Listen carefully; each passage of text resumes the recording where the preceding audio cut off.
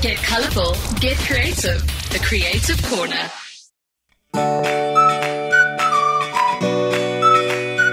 Today on the Creative Corner, we're talking about a new movement that is taking the world by storm. It all started on International Women's Day. Emma Watson, who you might know as Hermione and Belle, took to New York and hid a whole bunch of novels around the city. But where did this all start? Today I talked to Cordelia Oxley. She is the head of an organization called the Book Fairies, and it's going worldwide. The Book Fairies is a group, and it's now worldwide, of people who are absolutely passionate about reading, but also those who want to pass on the books they've read and giving them a way to do that anywhere you are in the world. So it's really simple. The idea behind the movement is you purchase stickers from the Book Fairies organization, they get delivered to you, then you take any secondhand books or new books and leave the book in a public area where somebody can find that book and take it home with them and read it. I'm surrounded by people like me who are very excited about this. It's been a pleasure building up the team, and we have lots of different book fairies in so many countries, many of which I speak to on a regular basis, some of which just get the stickers from the website and then they go off and do their own book drops, and some of which I spend a lot of time speaking to every day about how we can build up the book fairies in different countries. So yeah, that's how it works at the moment. I mean, we did a big launch at the beginning.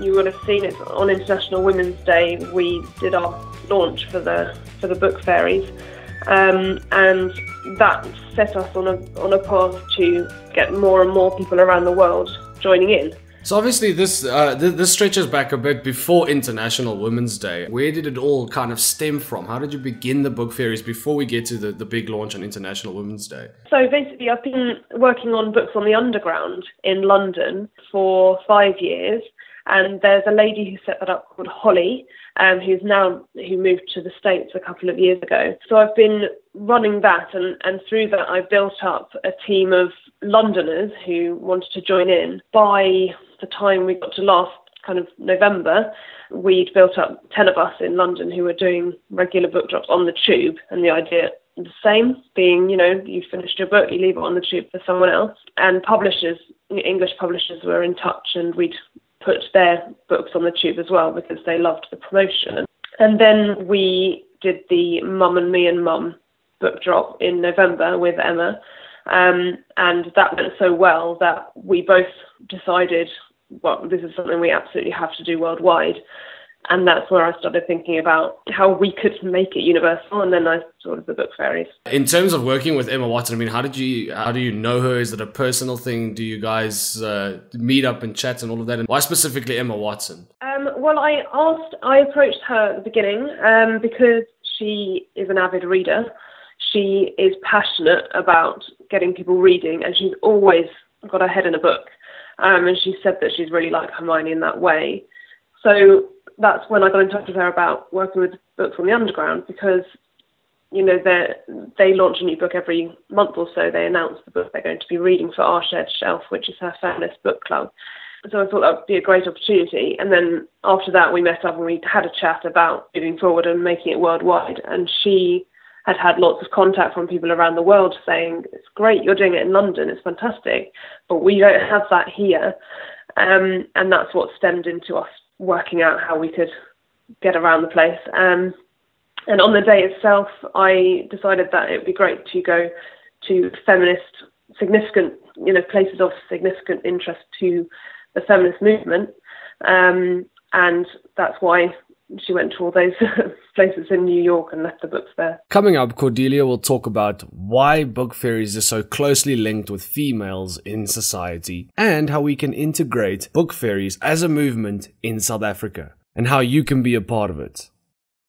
And I do recognise that in countries that aren't as privileged as here, the problem does often lie in gender, which means that boys do often get the chance already to read, whereas girls may not.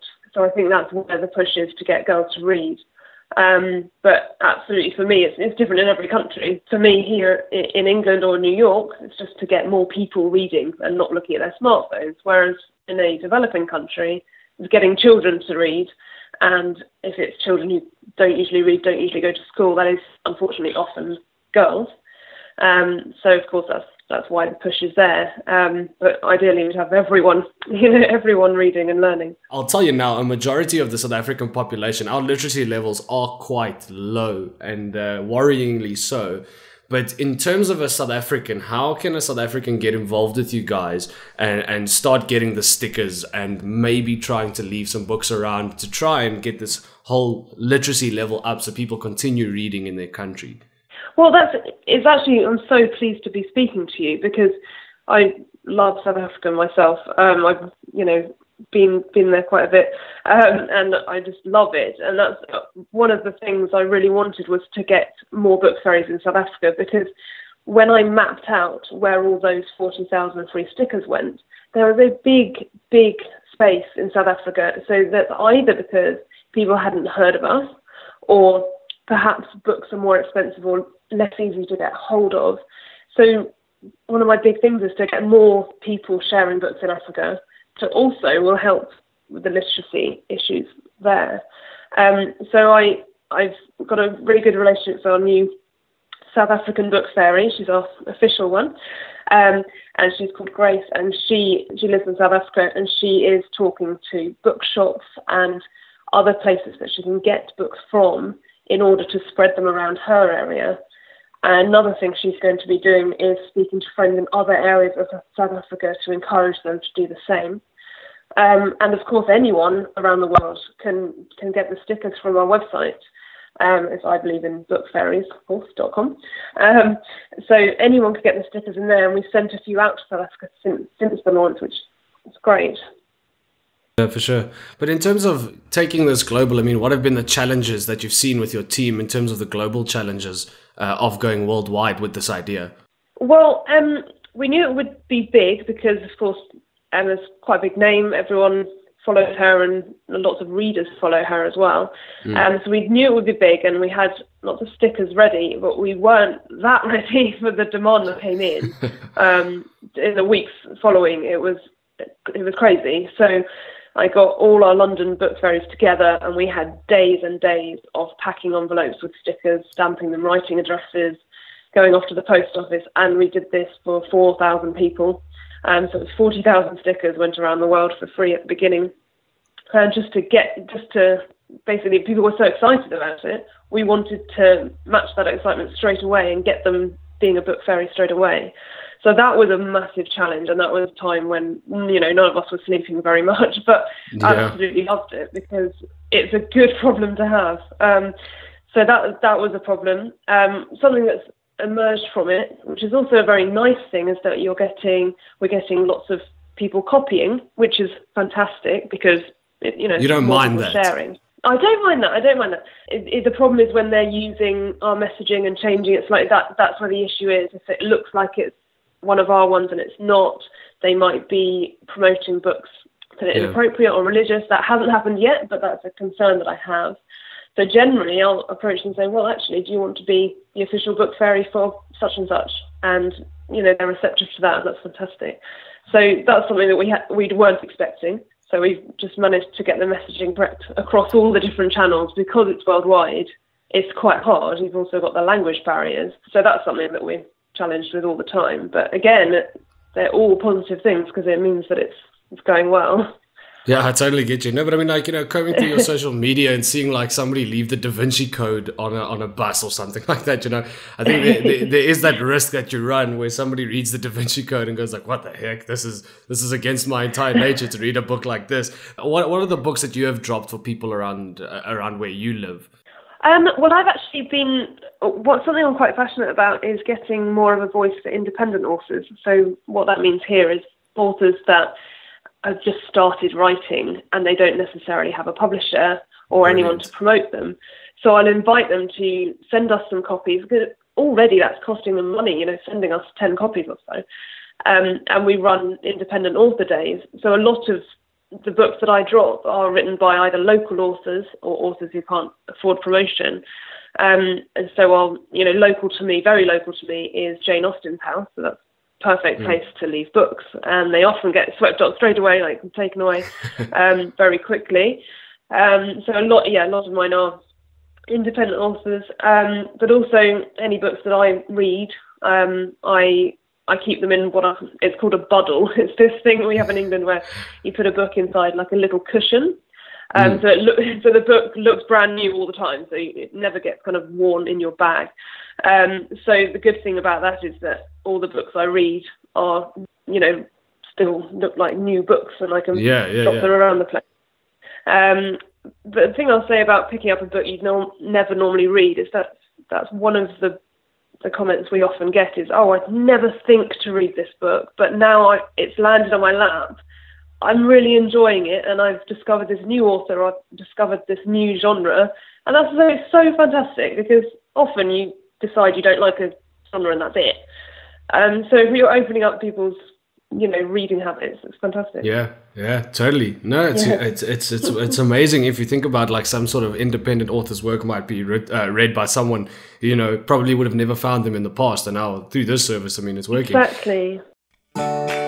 So get involved and get your secondhand books out in rotation in the world. You never know who might read them and enjoy them. So if you went to your bookcase right now and handpicked a couple of your books to give away, what would you be giving away? Let us know. Cordelia concludes with this.